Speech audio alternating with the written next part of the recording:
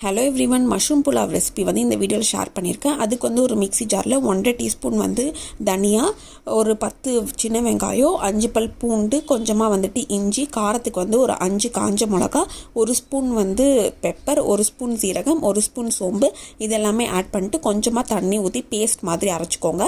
இப்போ வந்து ஒரு குக்கரில் தேவையான அளவு எண்ணெய் ஊற்றிட்டு இந்த பேஸ்ட்டை போட்டு நம்ம நல்லா வதக்கணும்.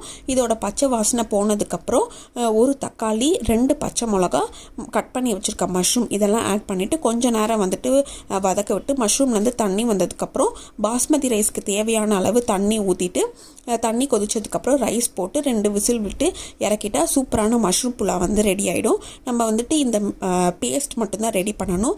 இது ரெடி பண்ணிட்டோன்னா நம்ம டக்குன்ட்டு வேலையை முடிச்சிடலாம். வேறு எந்த மிளகாத்தூள் அது எதுவுமே நம்ம ஆட் பண்ண மாட்டோம். ஸோ இதுக்கு சைட் டிஷ்ஷாக வந்துட்டு ஆனியன் ரைத்தா தான் பண்ணியிருந்தேன். டேஸ்ட் வந்து ரொம்பவே சூப்பராக இருந்தது. கண்டிப்பாக நீங்களும் ட்ரை பண்ணி பாருங்கள்.